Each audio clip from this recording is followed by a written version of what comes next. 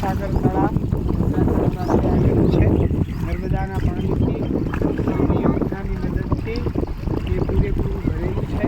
અહીંયા બાળકો એ મનોરંજન જોવા માછલીઓ છે એને ખોરાક આપવા માટે રોજ આવે છે. અત્યારે પણ આપ જોઈ શકો છો અહીંયા કેટલી બધી મોટી મોટી માછલીઓ તેને ખોરાક માટે અહીંયા બીરકુંડ તળાવની નજીક કિનારે પાણીની સપાટી પર આપ જોઈ શકો છો ખૂબ માછલીઓ છે, ખૂબ મોટી છે અને પર્યાવરણના ભાગ તરીકે અહીંયા બાળકોનું મનોરંજન થાય છે અને માછલીઓ છે એને ખોરાક મળી રહે એટલે અહીંયા ખૂબ સારો નજારો જોઈ શકાય છે.